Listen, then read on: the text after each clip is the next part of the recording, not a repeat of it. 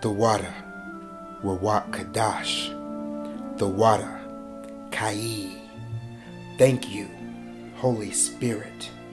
All praises to Ahaya Kased. All praises to Anoki said.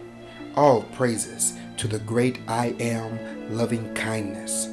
Bahashem Yeshaya. Bahashem Matzah, the Lamb. In the name of the Messiah, the Hamashiach. Shalom, family. This is little son Sabal Nabaya. I have a very timely lesson for you today. So let's not delay. Let's go ahead and begin like we always do. Let's go to the book of Isaiah, chapter 28, and we're going to read verses 9 and 10. That's the book of Isaiah, chapter 28, and we're going to read verses 9 and 10. That's Isaiah 28, verses 9 and 10. It says, "Whom shall he teach knowledge, and whom shall he make to understand doctrine? Them that are weaned from the milk and drawn from the breast. For precept must be upon precept, precept upon precept, line upon line upon line, here a little and there a little." So, we understand, family, that we get our understanding via the precepts. And not just the precepts that are written in Scripture, but also the precepts straight from the Holy Spirit. The precepts that are all around us in nature, in the Urkadeshi, who are themselves the storehouse of the Holy Spirit. Let's go ahead and go to Psalm 119. That's Psalm 119, and let's read verse 104. That's Psalm 119, verse 104. It says, "Through thy precepts I get understanding, therefore I hate every false way." Let's drop down to verse 128. It says, "Therefore I esteem all thy precepts concerning all things to be right, and I hate every false way." How many of you know that when you are being led by the Spirit, you will turn from every false path? So, family, what we need to discuss, what needs to be brought to your attention, is not or should not be a foreign concept to you. We need to speak about what it means to have ears to hear and how to have ears to hear and discernment between what you are hearing. But before we can have that discussion, there is information that needs to be brought to your remembrance if you already know it. And if you don't know it, then you just flat out need to know it. We're going to go into history.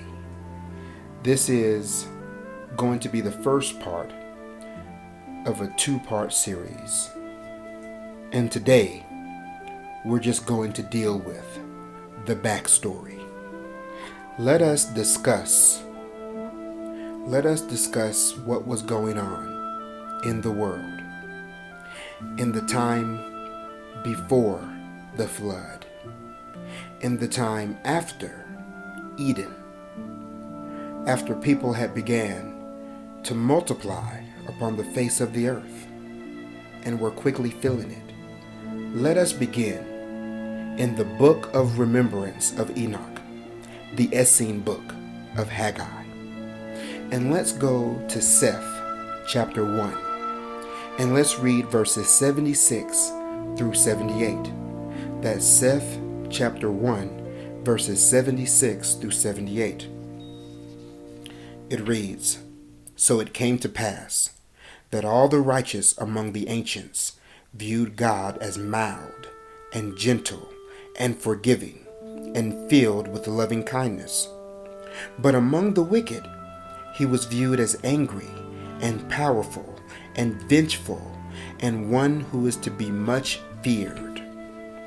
And thus the nature of the soul of Semihaza began to manifest itself in the lives of the wicked, insomuch that they ascribed it to God.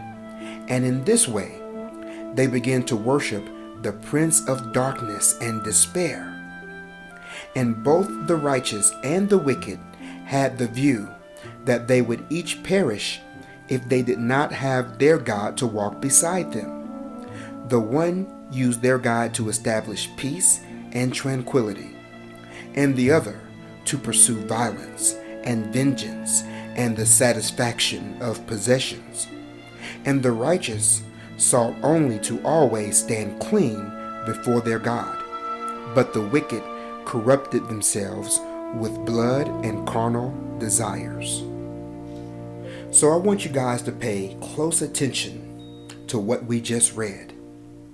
It says that the righteous among the ancients viewed the Most High as mild, gentle, forgiving, and filled with loving kindness. But look what it says about the wicked. It says the wicked viewed him as powerful, vengeful, angry, and to be much feared. Now this next part is very important. Look what it says in verse 77.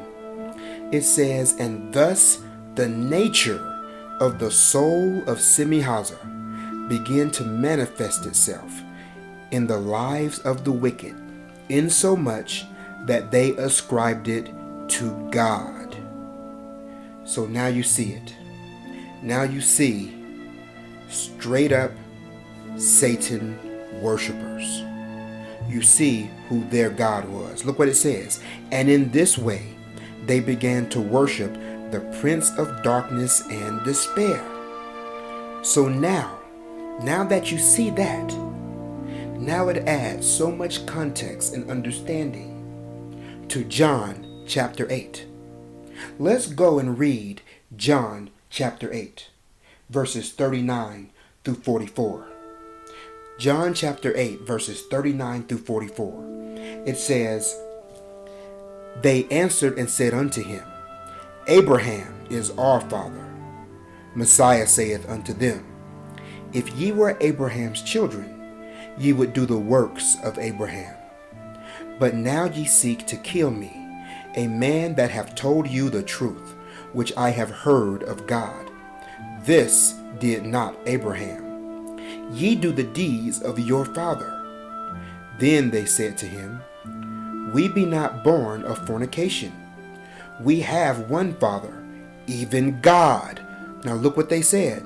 They said they have a father. They said their father is God. Now watch this. "Messiah said unto them, If God were your father, ye would love me. For I proceeded forth and came from God. Neither came I of myself, but he sent me. Why do ye not understand my speech? Even because ye cannot hear my word. Ye are of your father, the devil, and the lust of your father ye will do. He was a murderer from the beginning, and abode not in the truth, because there is no truth in him. When he speaketh a lie, he speaketh of his own, for he is a liar and the father of it. So now you have light on those scriptures. Because understand, it's not like they were going and saying, "Oh Satan, we worship you." No, that wasn't it. It was because of what they were ascribing to the Most High. It made it not be the Most High at all they were serving. It is a trick of the devil.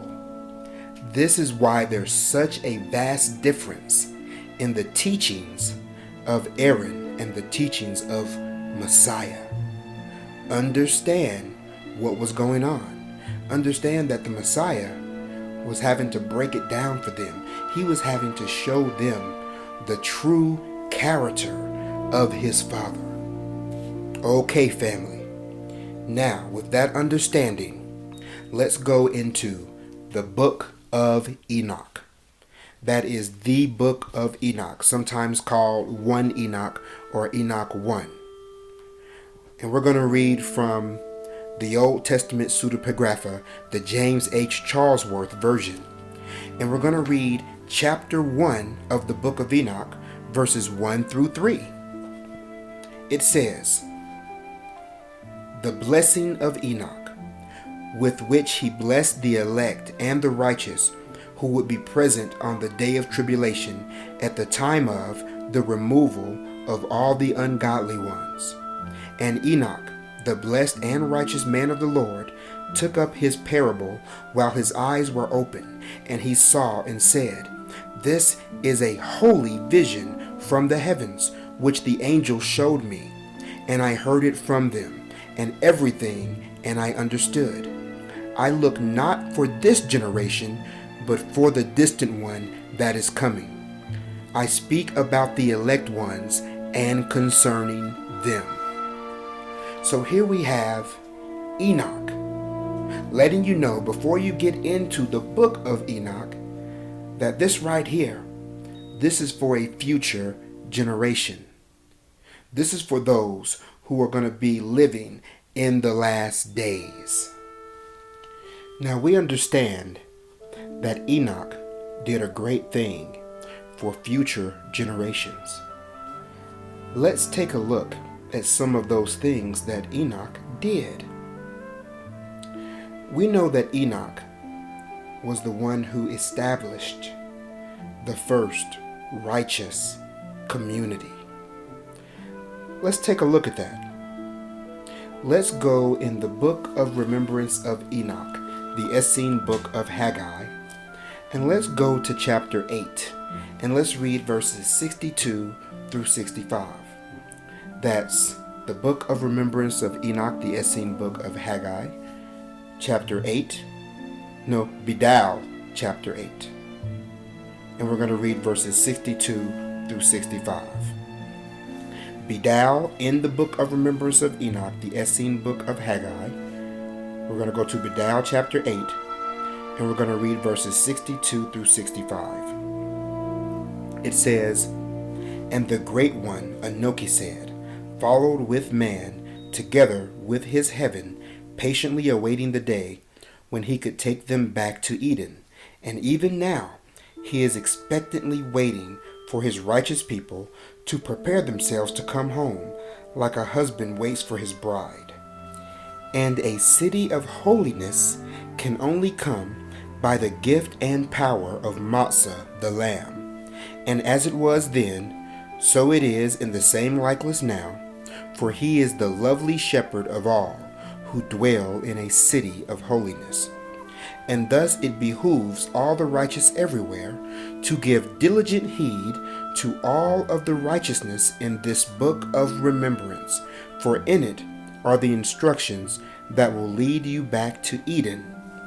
And it came to pass that Enoch determined with a sure determination that his generation would not pass away without firmly establishing an understanding of the righteousness of Yod, and a sure dwelling place for those who would follow after the ancient righteousness of his old parents.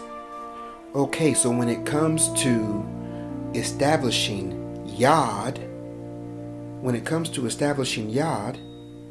we want to get that ancient righteousness. Let's go to the book of Jeremiah, and let's read Jeremiah chapter 18, verse 15. That's the book of Jeremiah, chapter 18, verse 15. It says, "Because my people have forgotten me, they have burned incense to vanity, and they have caused them to stumble in their ways from the ancient paths, to walk in paths in a way not cast up." You see that? So the paths that are cast up, those are the good paths. Those are the good way. But paths that are not cast up, those are every false path that we read about in Psalm 119. In other words, when you find that ancient truth, when you find that old ancient truth, that is what you ought to be clinging to with unrivaled tenacity. So we understand that Enoch established the first Yod, the first righteous community.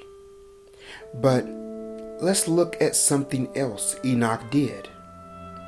Enoch also divided the earth. Let's take a look at how he did that. Let's go in the book of remembrance of Enoch, the Essene book of Haggai. Let's go into Bedal, chapter 14, and let's read verses 29 through 81. That's the book of remembrance of Enoch, and we're going to go into Bedal, chapter 14, and read verses 29 through 81. It says, "And as they pondered their happiness in these things, the stillness was broken by a cry, and the sound of it seemed to come from everywhere, and it pierced them to the very center. And they looked about to see from whence it came. And the sound of the cry resounded off the high rocks of the east, and they both were filled with alarm, and they listened intently. And they both prayed and asked the Lord to help them to understand the words and the meaning of the cry. And when it came again, they both knew it was the earth who cried. And she said, 'My soul, my soul.' And they both heard and understood the words. And Enoch and Edney wept together, and they bowed themselves to the earth, and they put their hands upon it to bring it comfort. And while they were on their knees, they cried out to the Lord for help, to understand the meaning of the continuing cries of the earth. And it came to pass that as they did so, a figure from the south could be seen to be approaching, and it was Matzah the lamb. And he walked as though he was burdened. And Enoch and Edney spoke to one another, to wonder if he could hear the cries of the earth. And as the Lord approached and as the Lord approached, they sat quietly, and waited to see what he would do. And the Lord approached, and he sat down before them, and he greeted them in kindness. And he spoke, and he said, "The earth cries, for she despairs at the prospect of that which may befall her lovely ones."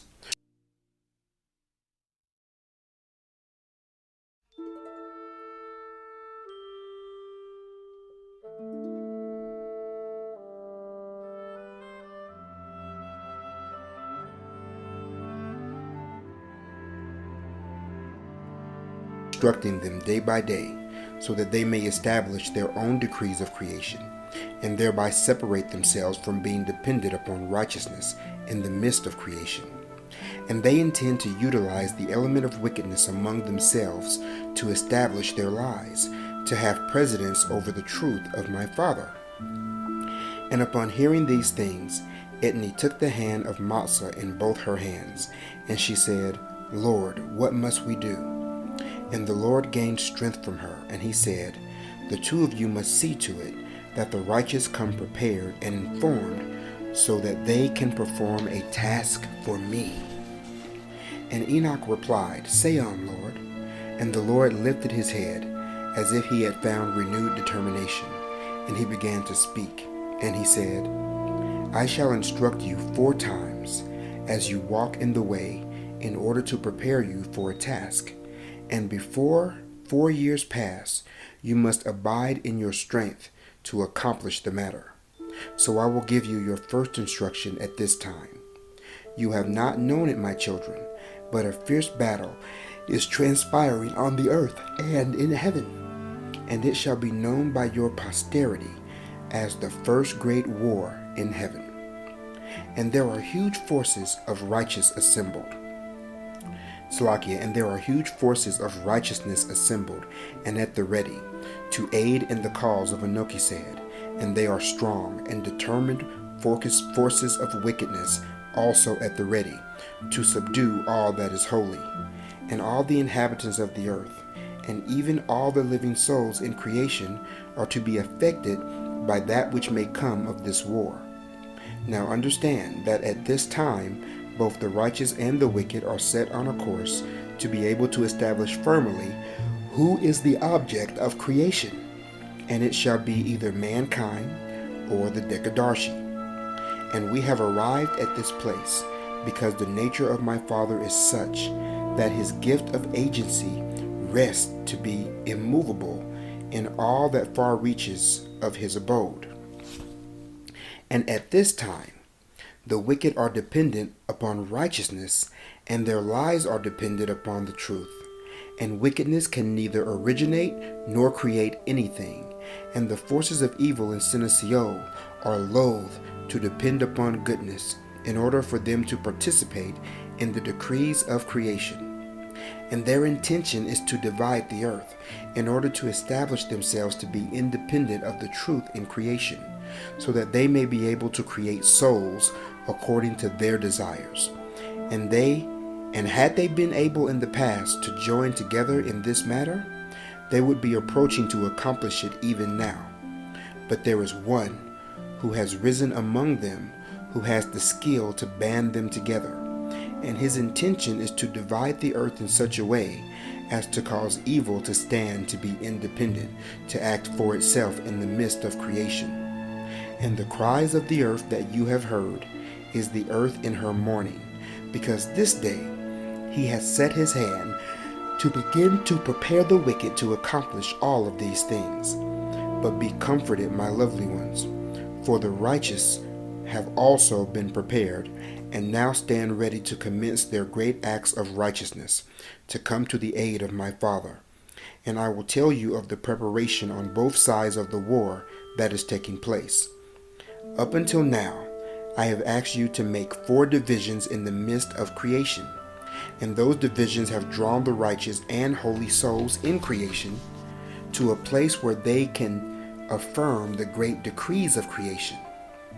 But by these same divisions, the direction they have been taken by the wicked, they too stand prepared by them to enlarge their rebellion to bring it to a fulfillment. First, all the sons of heaven were divided and given a name. Those who are holy, who are called the Urkadeshi, use their names to glorify and serve my Father in all of his purposes in creation. And the evil ones, who are called the Dekadarshi, use their names to perform every evil pursuit of wickedness and rebellion. And the both of them are well satisfied with their names, and with the station which they have chosen in this division. Secondly, when the waters were divided, to be either bitter or sweet, Both the righteous and the wicked accepted the task that this division gave them. According to Salakia, accordingly, the righteous sons of heaven moved out and flowed down like living water towards establishing the city of holiness, to bless and uplift and tenderly strengthen all of the children of the righteous in their instincts to love my Father. But the wicked fallen ones moved out and spilled their filthiness over in their determination to fight against the conscience of man, to know right from wrong and good from evil, and their intent is to seduce all the children of men so that they may rule over them.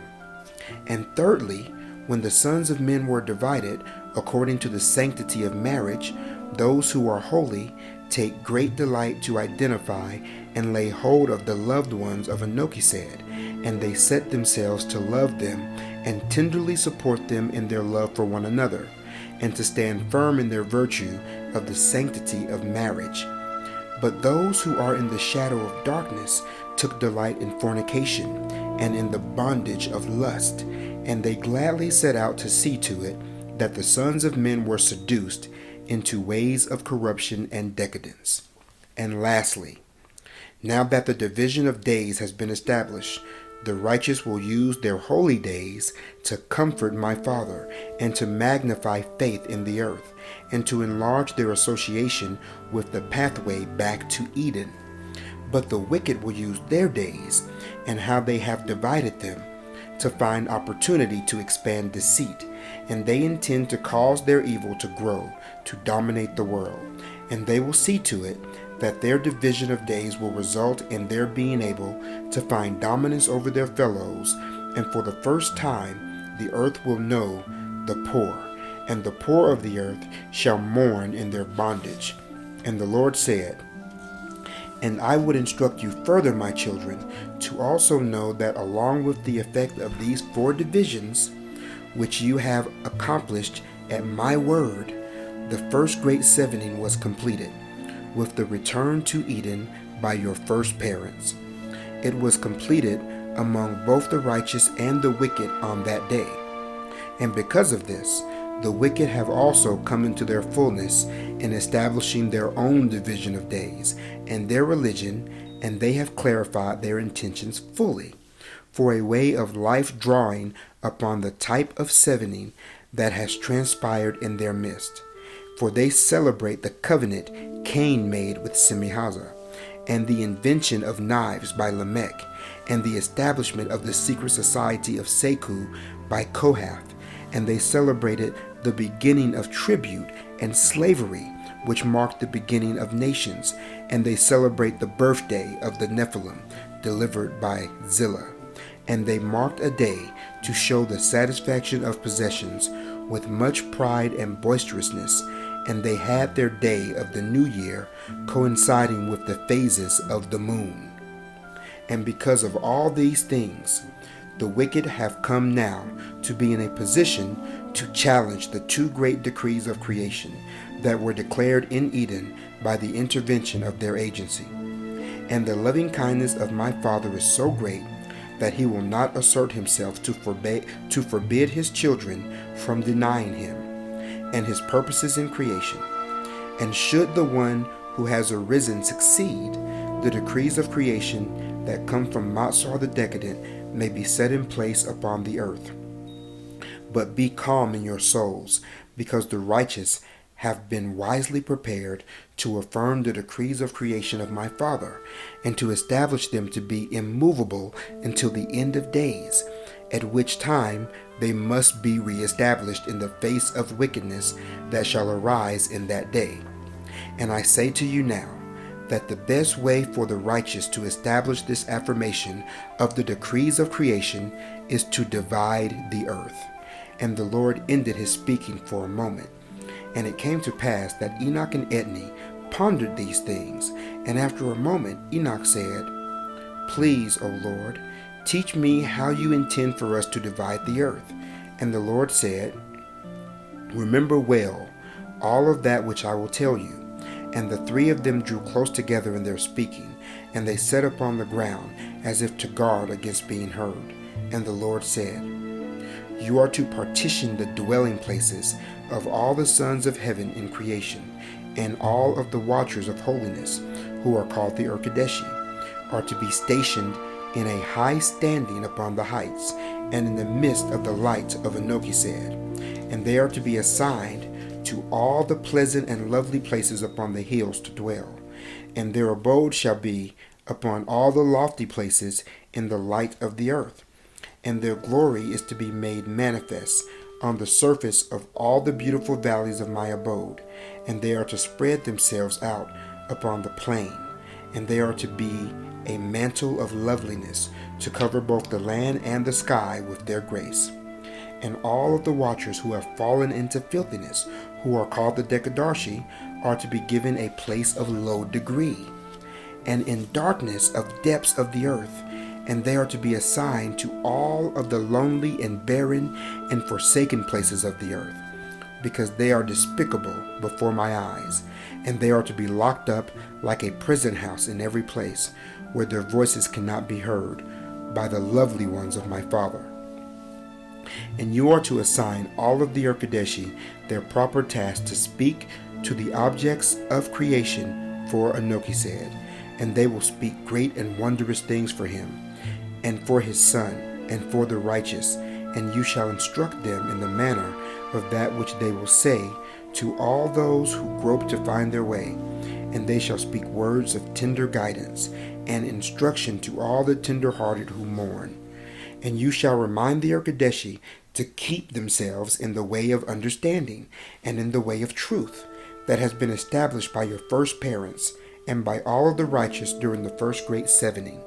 And you are to divide the earth into 4 quarters, and you are to firmly establish and put in place the 4 directions, based upon the manner of language the Urkadeshi are to speak, and also in support of their behavior, as they emulate the loving kindness of my Father. And you are to assign certain among the Urkadeshi to be obedient to the men of service, and there shall be some among the watchers of holiness who shall be designated by them to speak their words from their directions that bring the power and presence of Anokised to his children. And it must be done in such a way that their instruction will be clear, so that nothing can stay them in their speaking. And you are to establish the conditions whereby their voices can be heralded into the sons of men, and they and that which they shall speak will be for the edification and deliverance of the souls of the righteous, and that which they shall speak will preserve and protect the righteous in every circumstance, according to the diligence with which these instructions are acted upon. And you are to ascribe to each of the 4 directions rich meaning that speaks of the Son of my Father, and because of the man, their messages will contain a fullness of the majesty of the presence of the one who is called Anokised. And there shall be no instruction for the Decadarshi, nor will there be any assigned task given them, either to act or to speak, and there shall be no manner of friendly interaction allotted to them by the righteous forever. And in all these things the names of the Urkadeshi shall be beautiful and glorious, and the names of the Decadarshi shall be putrid and shameful and ugly. And all of the names of the Urkadeshi shall signify to the righteous the grandeur and delightfulness of the nature of the personality of Anokised. But the names of the Decadarshi will only reflect the vanity and shame and violent disregard for goodness with which they have clothed themselves, for they have surrounded themselves with filthiness before their God, El. And it will come to pass that because of all these things, which are a part of the division of the earth, that springs out of the view of creation found in the souls of your first parents, authority and finality will issue forth out of the decrees of creation, which will be honored by my Father, to establish the truth of their view of creation in Eden. And that truth will be independent, for it needs no other impetus to act, other than it exists in harmony with the desires of Anokised. And remember, it came into being before evil entered to come into the world. and in this way that the truth will become a living soul to be independent and to act for itself in the midst of creation. And this truth will shine forth from the face of my Father, and it cannot be easily subdued. And the light of that truth will act to uphold the righteous and sustain them in the midst of adversity, insomuch that the ignorance of the violent will be confounded, and the truth will heal and protect them and nourish them with everlasting joy, and they shall have eternal tranquility in the presence of Melchizedek, and their souls will be bound together with the man. And it is the division of days which has come now to be established that can complete the preparedness of the righteous to act to divide the earth. And it is also the division of days among the wicked that will prepare them to anticipate that they are also able to venture forth to divide the earth, to cause their lies to act independently from the truth. And their desire is to cast off the yoke of the truth and the restraints of the created order in their relationships with one another, which bring them shame and guilt in their fornications and wickedness. Okay, family, let's go ahead and read through verse 89. It says, And I beheld with Urim that after the Lord had said these things, it was dark, and Enoch and Edney had fallen asleep upon the leaves of the ground. And in the morning when they awoke, their first thoughts were to wonder if it was a dream. But after conferring together, they immediately abandoned their journey to rest in the east, and they set out to return to Main. And all of that which the Lord had spoken lay heavily upon their hearts. And as I looked with Urim, I saw that Enoch and Edney were now old, and while burdens of this magnitude were difficult to bear, both of them were strong and fearless in the face of it. And it came to pass that the next night that they slept in the cavity of a rock to be protected from beasts of the field, and the opening was very small, and they had to fit in feet first. And I saw that in the night Enoch awoke, and he arose, and he walked in the moonlight, and he repented, and he said, Lord, forgive me, because I fell asleep, perhaps before you had completed your instructions to us. And now I have an important question to ask you. Yesternight, you gave my rib and me an important task to do for you, and in behalf of the needs of our father Melchizedek. And I have not yet learned from you as to what element I must use to divide the earth, and also concerning the manner in which it must be done. And after Enoch had prayed in this way, the Spirit of the Lord drew close upon Enoch, and the Lord said, The sands of the earth fill the divisions of the earth, and all of the tiny stones of Ebedale in sand are separate from one another, and a line of division between the land and the seas of the earth is shown forth by sand. And the contrast between the behavior of the righteous and the wicked is manifested when they are drawn to the sands of this division. And the sand also exposes those without the sanctity of marriage, for it encroaches upon their lands and countries to herald bitterness of fornications.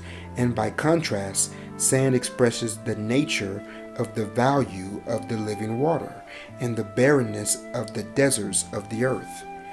And after receiving this instruction, Enoch went back to sleep, and the two of them tarried in that place, so they could obtain provisions for their journey back home. And they determined together that after they returned home, they would go to the land of Toa, as neither of them had seen the sands of that place, and they wanted to behold for themselves the line of division in the sands of the earth, and in the behavior of men. Okay, family, so Messiah came and told Enoch and Edney, his wife. He told Enoch, he said, you need to divide the earth. And then he told him why. And he listed that which he'd had him to help accomplish even before then with the other divisions that were set in place. The key word here is division, division, division. And he says, Look, I'm going to visit you 4 times. And this is the first of those 4 times that he visited him concerning the division of the earth. And then, after he repented and said, "Forgive me, I fell asleep," then Messiah came to him again, and that was the second time that he visited him. You know, that means that Messiah already knew that they were going to fall asleep. Now, let's go to Bidal chapter 14, and let's read verses 118 through 192 so that we can see what the third instructions for dividing the earth were. Verse 118 in Bidal, it says, "And it came to pass on the way, with all of these things fresh on his heart, Enoch inquired of the Lord to find further instruction regarding how he was to divide the earth. And the Lord said, This is the manner in which you shall divide the earth. The earth shall have 4 quarters, and you shall see to it that these quarters are distinct, and your intent shall be that they each shall present themselves before the hearts and eyes of every soul, who shall find breath among the children of men, for as long as the earth shall stand, and you shall not allow the wicked to discover the righteous division of the earth, which you shall accomplish. And you shall establish the meaning and function of each of the quarters of the earth. And you shall be discreet concerning how the righteous souls of men are to be joined to those among the watchers of holiness, who shall preside to prevail in each quarter of the earth. And you shall put in place those among the Urkadeshi, who shall prevail in each of the 4 ways. And you shall determine who among the Urkadeshi shall stand in each of the 4 quarters of the earth, so that they may maintain strength of spirit for the righteous, to give them the upper hand. And this must be carefully taught and established by those men of service who are known to walk with my Father. And the knowledge of how they shall instruct the people concerning the division of the earth is after this manner. The direction of the rising sun shall be your starting place, and it is the place of my abode. And you shall proceed in all of your worship, in the way the sun passes around the heavens each day. And there shall be languages and feelings, and the power of loving kindness that shall emanate from the 4 quarters of the earth. And the feelings of that which you establish shall come into the heart of every man upon the earth, whether they cast their eyes to look this way or that way. And the intention of my Father for the division of the earth is for it to endure in all the generations of man, and little children shall feel it, no matter whether their parents are good or evil. And the wicked will be at pains to educate their children to block out the righteousness of the holy voices of the 4 quarters of the earth. And the Dekadarshi will go to great extents to aid the wicked, to become removed from the effects of those voices. And there shall be many among the Urkadeshi who will act in each of the 4 quarters of the earth. But there shall be 6 principal conditions among them that are adept to bring the direct presence of the loving kindness of my Father into the souls of men. And the knowledge of these things is to be utilized fully by the righteous, and yet tempered with discretion. And you shall not withhold the knowledge of it from the righteous, but they each must use discretion. And the men of Abara shall determine and set in motion all of these conditions among the Urkadeshi, in every age and land upon the earth. And the power of the 4 quarters of the earth shall provide to come into the souls of the righteous with the feelings of my Father. And it shall come into their eyes, and into their hearing, and into the depths of their souls, and into their knowing, and it shall be direct, and sustain all of their moments of pondering. And the quarter of the earth within which the sun rises shall be the direction of reproval, but not my reproval, rather of the innocent tender reproval of my Father. And I dwell in the 1st quarter of the earth, because my soul is drawn to his reproval. And from this quarter of the earth shall emanate marvelous voices, with feelings that call one to be aware of their need to really know how they and the Nokisaid are doing together, as a father and his child walking in the way, and the conditions among the Urkadeshi, who shall preside to prevail in the first quarter of the earth, shall be associated with fire and water, and the protection clan, with all who are inscribed therein, are to be joined to this quarter. And I was instructed by Urim what these following conditions are for the holy city of the last day here in the land of promise. And the 6 conditions among the Urkadeshi, who are to preside to prevail in the east, are the first snowflakes of winter, the volcanoes old and new, the sound of mighty lustral waters, and the light of lightning that lightens up your way in the darkness, and the presence of the warmth of cooking fires, and that which can be felt from beholding rivulets of water. And these 6 things shall be empowered to bring strong feelings of the nature of the reproval of my Father into the lives of men. And when one turns themselves toward the glory side, the next quarter of the earth shall be the direction of living life, and not the living of life that is influenced by the ways of fear and wickedness, but rather that which is lived in the arms of my Father. And this is why the righteous of every age, in order to live life fully, must draw away and be separate from the wicked, in order to maintain the division of the earth, and thus endure to hold the upper hand. And from this quarter will emanate voices with feelings that call one to live life charitably, and to be happily attached to the circumstances of their lives, like a household with the father and a mother and their busy children. And the 6 conditions among the Urkadeshi, which shall preside to prevail in this quarter of the south, are associated with the earth and the service clan, and all those who are inscribed therein are to be joined to this quarter. And the 6 conditions among the Urkadeshi of the south are the picking of all fruits, whether they be on the ground or in the bush, upon the vine or in the tree. And when there is any contact with a seed, whether to touch it, or to see it waving in the wind, or to taste it in a meal, or the smell of oceans or seas of the water, and the rocks of birthplaces, and the steps of flocks and herds, or loved ones among Shemael, and patches on clothing. And these 6 things shall be given power to send strong feelings of the nature of living life that emulates from the heart of my Father. And when one turns themselves toward the glory side once again, they may approach to face the quarter of the earth that is the direction of forgiveness. Not my forgiveness, but the forgiveness of my Father, who is the innocent and tender one who cannot anticipate evil. And from this quarter of the earth shall emanate marvelous voices of the joys of rich forgiveness that can only find their fullness in the presence and nature of my Father. And the conditions among the Urkadeshi, who shall preside to prevail in this quarter of the west, shall be associated with the wind and the virtue clan, and all who are inscribed therein are to be joined to this quarter of the earth in their souls.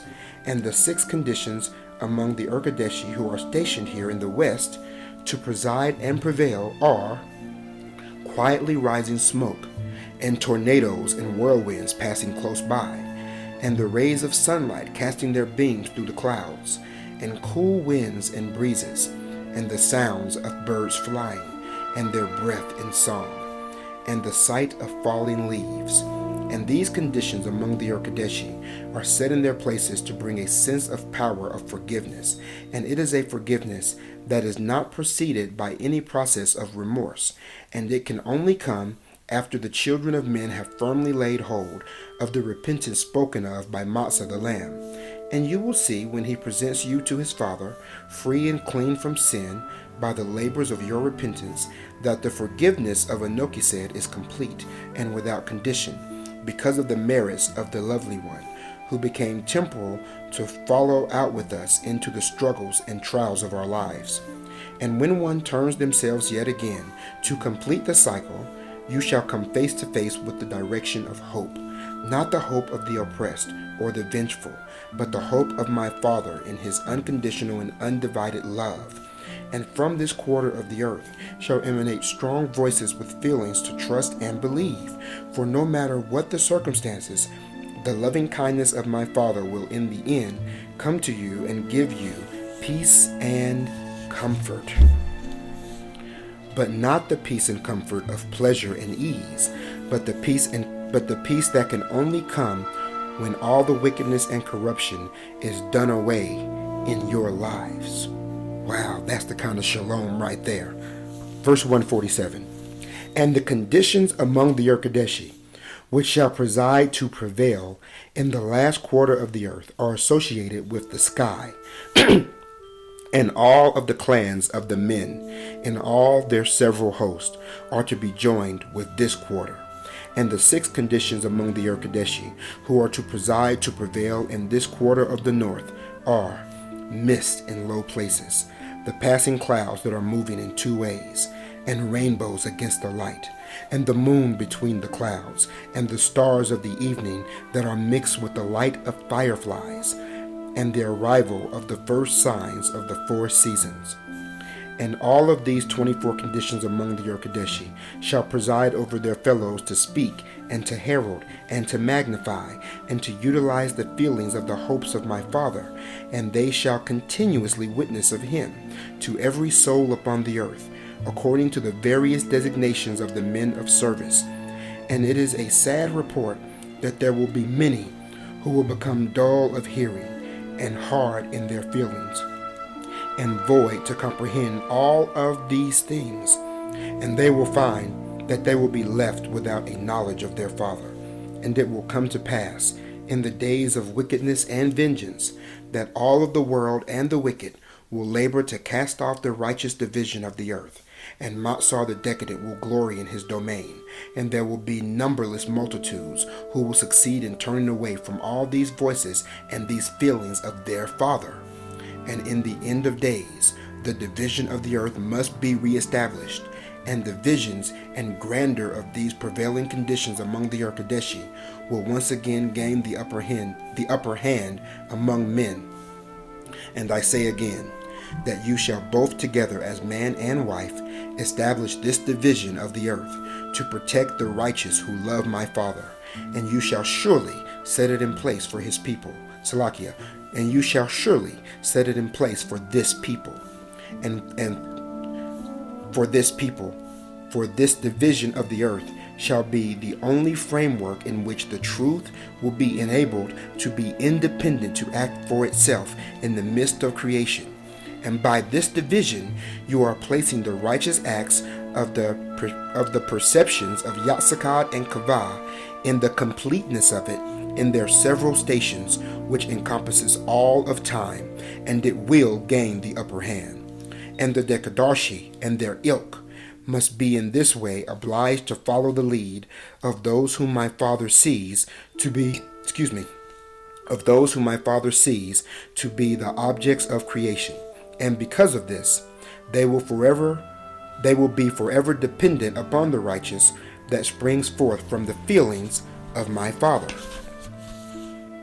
And they must start with the truth and then distort, corrupt, and otherwise react in all of their despicable ways to that wonderful, lovely truth. Therefore, they cannot originate or create or invent anything, but they must start with the truth and then rebel, thus condemning themselves and all they feel and do to be short-lived and temporary, and of no part of the absolute eternity of Eldar. You see, people, that is the reason why. That is the reason why you find these elements of truth in all these different things, and you say, surely this can't be a bad thing. We know the sunlight is beautiful and a wonderful thing in one of the Urkadeshi, so it definitely can't be wrong to take that beautiful sunlight and turn it into generated electricity. Solar power must be a good thing and a blessing. That's the hijack. Solar power is wicked and from hell when it is utilized in that way. If you want some solar power, go out right now and open your arms up at the sun and feel the warmth of the sun upon your face. That is the beauty of real solar power straight from Oriel, but not that wicked stuff that the wicked are doing right now. Repent. I'm not trying to badger anybody. Just repent and turn from that. Don't be bringing that kind of wickedness into Zion. Verse 158. And because of this, it is the truth that will protect the righteous, so that evil will not be able to overcome the communities of the righteous. And because there will be different levels of intensity in the opposition that will be sent upon the righteous from the wicked, there are 4 levels of urgency that will protect the people of Anokised during the tribulation times. And this is the first level of urgency. When the loved ones of the righteous turn aside from walking with them, and they form accusations against them. And because they are bonded together, the spirit of the accusations causes the spirit of Satan to draw close, and the righteous people will feel dreadful feelings, and they will feel unclean and struggle to feel close to the Lord. And while this first level of urgency is simple, it is very important to firmly put in place, because the accusations will come in the form to oppose some specific aspects of the truth that the Spirit has led you to accomplish. And the opposition will be directly in relation to that truth for the purpose of discouraging the righteous from fulfilling the leadings of the Lord. And it will come to them easily from the feelings of their loved ones, because they have a bond together. And because of this, these accusations will be effective. And when this happens, the righteous must go before the Lord and offer up prayers of love and compassion and request that the Lord forgive them. And they must pray that their sin may not continue, only to embarrass them at the last day. And this act of love and compassion will turn the opposition of accusations away, and your feelings of cleanliness will return, and walk with the Lord, and your walk with the Lord will be restored in your heart, and the acts of Satan to cause you to dwell upon the accusations will be done away, and you will find the power of this love to be effective. Wow, family. Isn't that something that we all talk about? Isn't that something that everyone who steps into the truth, no matter what group you're with, when you start searching for the truth, when you want that to be a mainstay in your life, then you step and you try to follow the Most High, and then here comes your family. Here comes your family with their many, many discouraging things they have to say about your new lifestyle. You mean to tell me Big Mama was wrong? Nah, see, Big Mama, she was holy. We need to do everything she said to do. Big Mama loved Thanksgiving and Christmas. That was her favorite part of the year. Come on, we gonna do what Big Mama said to do. You being disrespectful to your elders. You disrespecting your mama. You disrespecting your grandmama. You disrespecting your daddy. Let me tell you something. You ain't right. You need to repent. No, because let me tell you, what we've been learning in the church is the truth. Praise says Raborje. Now, you know, I'm just taking that a step too far. But I'm illustrating to you that literally, you know, your family, the ones who you love, the ones who are the closest to you, you know, some of them are not going to rock with the church. Some of them are not going to rock with the Yah. Some of them are not going to rock with the truth. As a matter of fact, it's been my experience that usually it's the majority of them, if not all of them, that are not listening to anything you have to say in this truth. So when that happens, in here where it talks about the first level of urgency, it tells you how to deal with that and how to overcome that. And I know that's an issue that we deal with because so many of you have sent me the same letter, the same email, the same phone calls talking about that particular subject, talking about how your families are making you to feel, talking about that particular type of alienation and abandonment by those who you love. And trust me, I get it. Once again, let me remind you that my grandparents had 23 children between them. I'm not talking about one mother and two daddies or three daddies or one daddy and six mamas. I'm talking about one mother and one father had 23 children together. And this family was close knit, and we were all together, and it was very loving, the environment that I came from. I came from one of the best environments that anyone can come from, and I'm so thankful that the Father put me in that environment when I was just a baby. And as I grew, things began to change about that environment because Satan did his best to distort it. But how many of you know that all things work out for the good of those who love the Most High? Let me tell you something. I've learned so many lessons from my family, even the ones that turned to wickedness, that now it is an asset within the ministry that we are bringing forth. Let's pick it up, verse 164. And the second level of urgency that will safeguard the righteous comes when the feelings of opposition go beyond accusations and become severe feelings that are hard to shake off. And your prayers of forgiveness only work for a little while, or perhaps not at all. And when this condition is present, it is likely that some element of wickedness is being used in the worship of darkness by those who are purposely sending hateful feelings and prayers against the righteous. And the urgency becomes more serious because now the potential for injury, misfortune, or mishap comes into play. And the powers of darkness are seriously against the righteous, and the righteous are singled out and spiritually attached, and the feelings of hatred against a truth is being magnified with the elements of wickedness, and it will be a specific truth, and they are sending prayers against the righteous in order to cause them to fail, and the fear of failure will become very real in the hearts of the righteous. And when this happens, it will mean that the sons of darkness will have identified some specific aspect of the truth that they are denying, being pointed toward the righteous.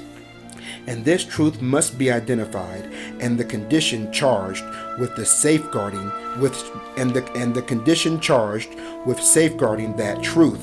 So you have to look in the 24 conditions and find the condition that guards that truth. And the condition charged with safeguarding that truth should be approached, and expressions of comfort and sorrow brought to the Urkadeshi who are associated with that condition. And you must call the condition by name, and you must inform those Urkadeshi that you have already asked the Lord to forgive someone perpetrating this offense. And if you know who they are, tell the condition and the Urkadeshi who it is, without any ill feelings, because remember, you could have previously forgiven them and asked the Lord to bless them, and this will dissolve the effects of their prayers and turn them away. Wow. And let me tell y'all something. I have experienced this on several occasions. People straight working in darkness against me and my family. And every time the Most High exposes them, not by them calling and saying, I'm working wickedness against you, but in the spirit, in prayer, it is identified who they are and what they are doing. Let's pick it up on verse 168. And there is a third level of urgency, and this level of urgency is more of a long duration and a very serious one that requires a community effort. And the instructions must be diligently followed, and it comes into being when the elements of wickedness are used against you with the added evil of explicit denial of a specific truth that was previously affirmed by them, but now is denied in relation to the righteous. And this third level will now require the use of the element of righteousness to magnify your prayers, and the response of the Urkadeshi, and it will require a close relationship with the Lord and the spirits of life in creation, and with one another in community. And the evil forces sent against you will be in the form to rejoice in your trials and be jealous of your successes. And those forces will have the intent to cause you to fail in your service to the Lord. And at this level, they can cause serious bodily harm and more. And in this level, the expressions of virtue and holiness of the heart must be broadened. And this is the ceremony that you shall do in the beginning of this thread, with more to follow if it continues unabated. And men of service must go before the Urkadeshi who are associated with the condition, and they must pour their hearts out to them, informing them of all they have done to address the forces coming against them. And they must ask the Urkadeshi for assistance and their help in overcoming the forces of darkness. And they must pray to Anokised as their father to instruct the Urkadeshi in how they should respond. And you are to call the condition by name and affirm to it the truth in which it holds. And you give the condition some Rishoni element by sprinkling it out before them. And you can expect that the Urkadeshi will have no feelings of hatred, but will respond with determination, according to the instructions they receive from Anokised. And when you do this, there should be an immediate feeling of relief. And remember not to define or ask for any explicit response from the Urkadeshi, and trust the Lord to instruct them. But if the relief is only temporary, then in this third level, care must be put in place to see that this level is ongoing. And your holy people and community must unite together and make preparations to reaffirm some of the divisions of the earth. And this will have the effect to set these protections in place for longer durations, perhaps even for the remainder of the times of tribulations. And the divisions of the earth that are to be reaffirmed are the instructions given to the four mothers who designate the dwelling places for all the Urkadeshi and the Dekadarshi. And these instructions must be followed carefully by four mothers, not turning aside from them in any manner. And for the men of service, they must make declarations to reaffirm the nature and character of the voices that emanate from the four directions, and they have been established since before the flood. And you shall study to get the sense of the instruction being led by the Spirit, so that you can make those declarations when the need first arises. And you shall make these declarations from time to time to establish the division of the earth for a specific need for protection and well-being. And if the need persists, you shall make these declarations year by year. And on the first day of the season of fall, on the very day starting at sunrise, and in this way, these protections will be set in place for the coming year.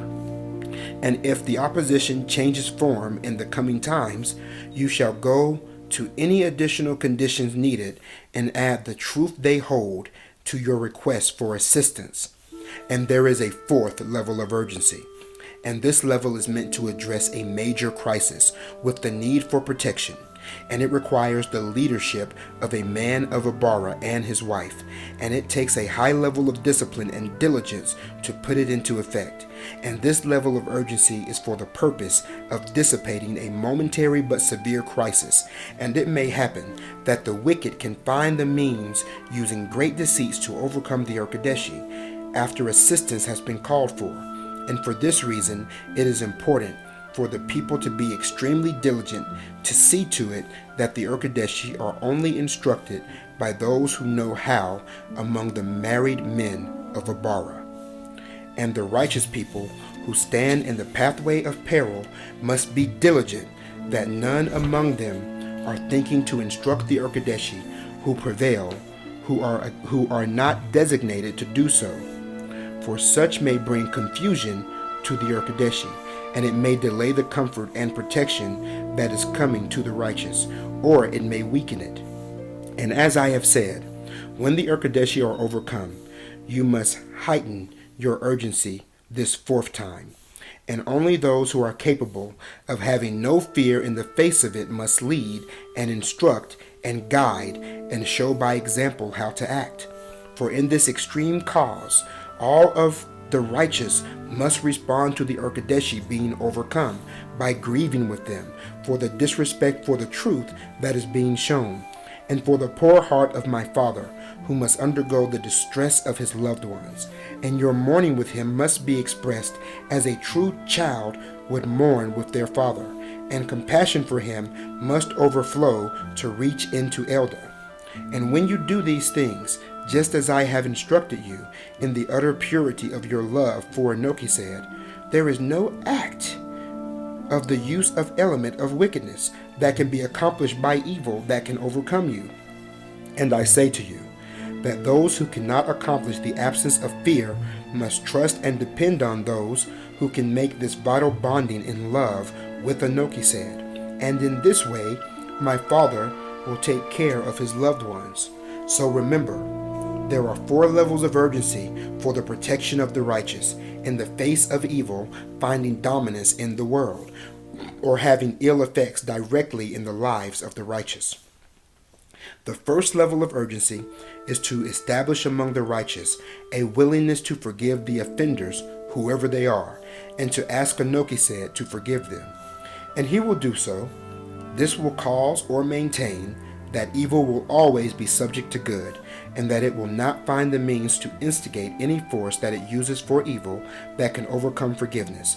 And the second level of urgency is for the righteous to make declarations of mourning with the conditions for the truth that they hold that has been denied. And these declarations shall be sent forth to address specific groups or individuals among the wicked who attempt or do in fact come against the righteous with the effects of their wickedness. And this second level will cause the wicked who are evil for evil's sake to have no effect upon the righteous, for they must show and express dependency upon the truth and righteousness, and then deny it, for their evil to work against my people. The third level of urgency comes when the wicked indeed do acknowledge righteousness and truth in specific ways, and then deny it in their evil ways, to use the element of wickedness. When this occurs, the Urkadeshi who preside to prevail must be called upon for assistance, and their assistance must be obtained by men of service only. And the assistance asked for is for the purpose of strengthening and reaffirming the truth among the righteous that is being denied. And the fourth level of urgency occurs when the Urkadeshi, after having assisted the righteous, are overcome by the deceits of the wicked. Then the people of Enoki said must mourn with them for his sake, in order to be protected and preserved. And only a married man of the order of Abara and his rib may be called upon to lead during this crisis. And remember, your mourning cannot be for yourselves, but rather for the tender heart of Enoki said, and for the conditions who preside to prevail in their burden in the face of the disrespect of evil that comes against the desires of the hearts of Enoki said. And in the power of this mourning, the spirit of forgiveness will grow to burst the bounds of it, and there is no force in creation that can stand against it to prevail, to suppress the tender heart of the people of Enoki said in their desires to safeguard their father and his people. And let's go ahead and read verse 193. And while the first and second levels of urgency can be used independently from time to time, according to the need, the fourth level of urgency must always be preceded by the third, and only the third level of urgency uses the declarations of the divisions of the earth in the 2 ways that have been said. And the heart of and the heart of Enoch was moved, and he could know how to safeguard his people from evil. So now, you all are starting to understand why it took Messiah visiting Enoch 4 different times in order to instruct him on how to divide the earth. Because look how much information he brought each and every time. It would have been just too much for Enoch to absorb all at once. But we are not finished. Let's go take a look at the fourth time that he was visited by Messiah. Let's go into Bidal chapter 15, and let's read verses 57 through 100. That's verses 57 through 100. All right, Bidal chapter 15, verse 57. And it came to pass that the Lord approached Enoch, Salakia, and it came to pass that the Lord approached once again to instruct Enoch in how to divide the earth. And the Lord said, I come this day to bring to you your fourth instruction as to how to divide the earth. And Enoch was overcome, and he still lingered in his heart upon all that had been said to him. And he said, Matzah, my beloved, are you then to be the son of man? And Matzah said, It is as you have said, I am indeed the son of man, in the begetting of both my body, when I am born of a woman, and also of my spirit by the great acts of the righteous. And I will be subject to my parents, and to my society, and to the religion into which I am born. But be comforted, my son, for there will be many who will prepare the way before me, and I will be loved and supported by many, and my religion will be holy, and it shall be restored in the purity of it, according to the best ability of those who love me in that day. And I will rise triumphant to overcome every obstacle, and I will accomplish the task that I have been given. And the day will come that the earth will rest, and all of the righteous will find great joy in their redemption. And the Lord said, Come now, let us prepare for the task of dividing the earth. And Enoch drew his strength around him, so that he could be instructed. And as I beheld with Urim, I saw that Enoch stood strong for the Lord in his old age, and in the midst of his hard trials. And the Lord said, When you divide the earth, it will be a force that changes the course of the world, and truth and righteousness will sweep over the earth, and among my people it will begin, and it will flow out and spill over, and it will cause the end of the society of Seku, and your son Methuselah will not rule over any of his fellows in that day, and his calamity may bring him to a place where he has the desire to repent, and if he chooses to do so, he will not be cast off. And there will be no person upon the earth that will not be influenced by the division of the earth.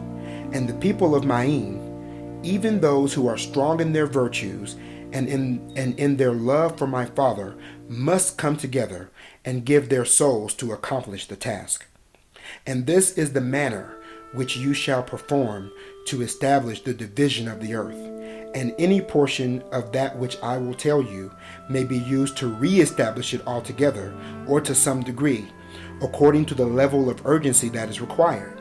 Or it may be used to direct the division of the earth, or to place, or it may be used to direct the division of the earth to a place to bring relief when the forces of evil come against my people.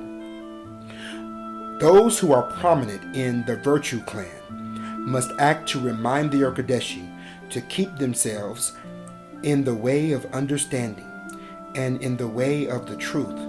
And they shall declare to the Urkadeshi by the sound of a trump that they are to be obedient to all that which is about to transpire in the division of the earth.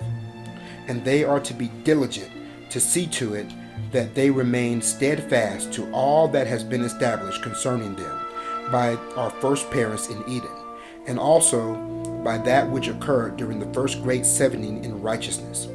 And those who are prominent of the service clan must establish among the Urkadeshi a clear reminder of the truth of the view that Yatsakad and Kavah had of the man which the Urkadeshi have in them. And they are to petition the Urkadeshi to pay careful attention to that which is asked of them by the men of service. And the Urkadeshi are to tenderly establish all of their instructions in their hearts forever. And the men of this clan, and the women of this clan must impress upon all the Urkadeshi in all their several hosts the desirability of the full effects of the great loving kindness of my Father. And because of these women, every living soul among those who are holy in creation will be found to be whispering of the grandeur of the wonder of Anokised. And those who are prominent in the protection clan must instruct the Urkadeshi in the importance of protecting the people of the holy city Maim, and they are to address them with the instruction, Salakia, and they are to address them with instruction in their diligence, to listen to the men of service in this regard, and they are to rehearse to them after the waters of sweetness are poured out upon the altar, all of the levels of urgency, of the protections of the divisions of the earth. And all of the host of the Urkadeshi are to be well instructed by these women concerning the safety and welfare of the righteous. And your ceremony to establish the division of the earth shall last for 22 days in the inception of it. And all of the clans together shall establish according to my word the function of the 4 quarters of the earth, which are reproval and living life and forgiveness and the hope of my Father. And there shall be 4 mothers of children, who are also the wives of the men of Ishad, who shall partition the dwelling places of all the sons of heaven upon the earth, for both the Urkadeshi and the Dekadarshi. And these women shall approach to view the earth as their home, over which they have charge, as the mothers of the objects of creation. And they are to speak with the authority which they have to designate their desired place for everything, even as Kavah did when she said, "This stone is mine, and I want it brought to our dwelling place." And when this is accomplished, ever after, the Urkadeshi will view the earth, as the possession of the righteous women of Anoki said. And all of the sons of heaven will hear their words, and those who do not obey must await the dreadful day when they are compelled to comply according to the power of righteousness which resides in the holiness of the women who love my Father. And your principal man of Abara and his rib shall instruct the Urkadeshi in all the ways that I have directed you, and they shall herald the names of all the sons of men, and they shall relegate the Urkadeshi with their names to the stations which the 4 mothers desire. And after this is declared and put in place, all men upon the earth will come to view the sons of heaven in their relegated stations. And the men of Abara shall set in motion all the voices of the 4 directions, and they shall make these declarations from time to time, for a specific need for protection and well-being.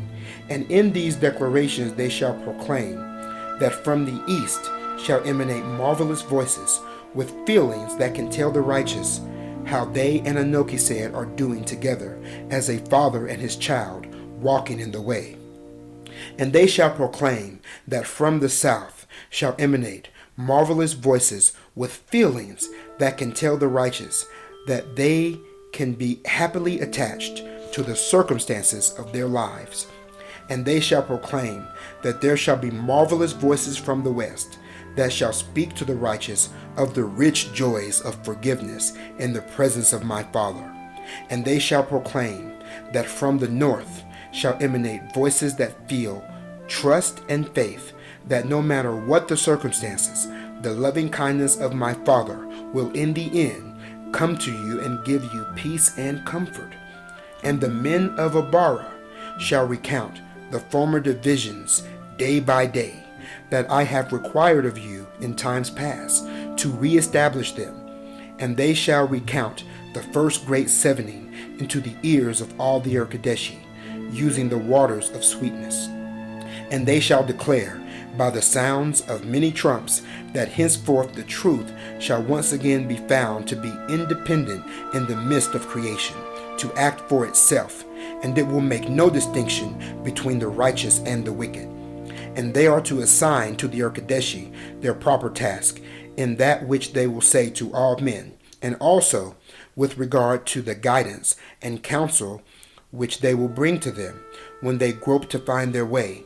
And again, they are to declare to them how they will present themselves to man in every nation, land, and country. And the men of service shall direct all of the Urkadeshi to be obedient during the rest of the times of tribulations to the voices of those who are the principal men of service, who are known to walk with the Nokised. And they are to ascribe rich meaning to the 4 quarters of the earth, and see to it that everything is distinct to be understood by both the people and the Urkadeshi. And my Father shall abide to act by that which they shall ascribe. And when the day arrives that they are to approach to set in place the understanding of the Urkadeshi and the understanding of the presence of the man, let only those who know him be present to do the instructing. And let their instructions come into the ears of Ebedale, who is sandstone, insomuch that she will balk at any assigned task that does not point to the man. And let the men of Abara set in place the 24 conditions among the Urkadeshi that will be their foundation for finding the man who is in the midst of all element. And so the Urkadeshi may speak for my Father according to his will. And it shall come to pass that my holy people shall all come together on the 22nd day to establish the decrees of creation with a mighty hand, and they shall declare them to all things above the earth and to all things upon the earth. And the sound of it will find those who are hiding in the depths of the earth, where they have been relegated to dwell, so that their faces are hidden from the face of my Father. And they shall be thoroughly reminded in the recesses of their darkness of the truth that has brought to creation in Eden of the truth that was brought to creation in Eden by Yatsakad and Kavah. And the men of service shall preside over all this ceremony, and they shall firmly set in place to be immovable that man is the object of creation. And because of this, the tragedy of the rebellious Dekadarshi will become known to all the children of men upon the earth. And all of these things must be done by the sound of a trump. And it will come to pass that when you do these things, the strength of Ma'in shall issue forth to sweep over the world. And I saw that it will be as it was in the days of Enoch. For in his day it was the first time the decrees of creation had been heralded in the temporal world, and those same decrees shall be established anew at the end of days, and the truth shall be declared to be eternal. And it shall come to pass that the view of creation, as seen through the eyes of Yatsakad and Kavah, will be established among all the holy forces in creation, and in this way the truth will be given authority to act by a mighty hand. And the truth will seek out and find all of the places where the lies of men are lurking to lay hold of their prey. And in this way, the heart of my Father will be comforted, and all of the righteous will be blessed, and all who live by lies will see that they are undone. And because of these things, all through the course of the earth, the wicked will be brought to shame by their deceits, and the forces of darkness will find a disadvantage in their dependence. And Matsar the decadent and all of his band will have their lies exposed to see the light of day in the hearts of all the inhabitants of the earth. And the joy of my people will be full, because their faith and knowledge of the truth will be expanded and affirmed, and the earth will be comforted. And all those whose lives were made to be weary will sing songs of joy. And the earth will arise to shake off the lies of evil, and it shall be rid of the torment it has found because of the wicked. And the shaking of the earth shall break up the foundations of the great deep. And thus I end my instruction. And now, my son, go to and perform your task, and I will walk in your midst. And the Lord left off from speaking to Enoch. All right, family. So now we see how Enoch went about dividing the earth. All the things that he had to set in place, all the divisions that had to come because of that. And understand, this was a great and mighty blow against the wicked. And if you keep reading in chapter 15, it gives you the play-by-play of what happened. Now, remember, we had to read all of that history so that we could get an understanding an understanding of what the climate was before Enoch divided the earth and after Enoch divides the earth. So now let's go back to Seth chapter 1 and let's read verses 76 through 78 again.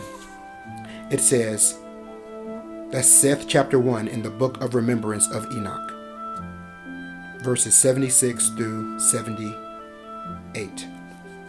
It says, so it came to pass that all of the righteous among the ancients viewed God as mild and gentle and forgiving and filled with loving kindness. But among the wicked he was viewed as angry and powerful and vengeful and one who is to be much feared. And thus the nature of the soul of Semihaza began to manifest itself in the lives of the wicked, insomuch that they ascribed it to God. And in this way they began to worship the prince of darkness and despair. And both the righteous and the wicked had the view that they would each perish if they did not have their God to walk beside them. The one used their God to establish peace and tranquility, and the other to pursue violence and vengeance and the satisfaction of possessions. And the righteous sought only to always stand clean before their God, but the wicked corrupted themselves with blood and carnal desires. Isn't that something how even today the synagogue of Satan is consumed with the satisfaction of possessions? And y'all know who the synagogue of Satan is. Messiah pointed them out. Now, let's go to Seth chapter 3 and let's read verses 25 through 31. That's Seth in the book of remembrance of Enoch, the Essene book of Haggai. Let's go to Seth chapter 3 and read verses 25 through 31. And Enoch said, O Lord God, please may I see the doings of those who lived in ancient times, so that I may come to an understanding. And it came to pass that Enoch beheld all the doings of men from ancient times until his own day, through the eyes of God.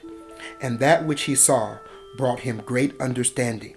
And he beheld things that in his heart he did not know, and he was taught by the watchers, who are called Ebedel and Kabodiel and Rachesel, and he did not know their names. And it does tell you in the book of Enoch that he was taught by the watchers. Let's keep reading.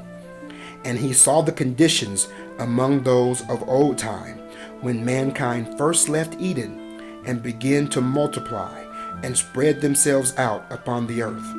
And he saw that in the beginning, even after Kenah killed Mattaniah his brother, whom Kenah named Abel, that all people were of a mild and quiet and of a patient nature, and all of the people were this way.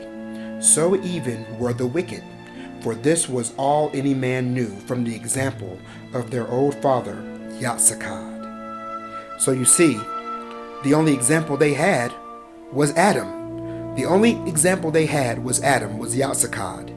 And Adam was mild-mannered and patient and quiet. Let's keep reading, verse 29. And mildness and quietness and patience were so much a part of the created nature of man that it took many years for sin to change it. And Enoch saw that it was after this manner until the days of Lamech, that the seventh from Yatsakad through Kenah, and even in their wickedness, no man was rude before the God of heaven. You see that? So even the wicked were not rude before the Most High. Verse 31. And it was not until the days of Lamech that men became rude with their violence and loud noises and impatient acts. And when Enoch beheld these things, he was amazed. For all he had ever known among the wicked was boisterous disregard for the need of reverence in the sight of God. And Enoch became awakened to a knowledge of his forefathers, and he saw how quick the wicked were to follow after the ways of Lamech. All right, family. Now, we are going to stop right here for this lesson because this is part one. This is part one of Ears to Hear. And what I wanted to do was to give you a history of what it was like back then. And we will do a review in part two of this lesson of just the history. It won't be nearly as long as this lesson was, but we will do a brief review where we will talk about, just for a moment, what it was that happened in these days that were before the flood. Because it is important for you to understand what it was like back then. And we're going to talk about it next time in detail. So definitely be here for part two of this lesson. And it's going to be called Ears to Hear, Famine. Because there is a definite famine. And we are going to speak about it next time. Until then, family, remember that I love each and every one of you. I pray that y'all were edified today. I pray that you got some understanding of what it means to divide the earth. I pray that you have a better understanding of why Enoch was such a pivotal character in our history. And I pray that you will join me next time for the conclusion of this lesson. Who knows? Spirit may move and say, do 3 parts. But I think right now it's just going to be a 2-part lesson. With that said, family, the water, Kai. All praises to Enoki said, Bahashem Matzah, the Lamb. This is little son Sabal saying much love, much respect, and much shalom.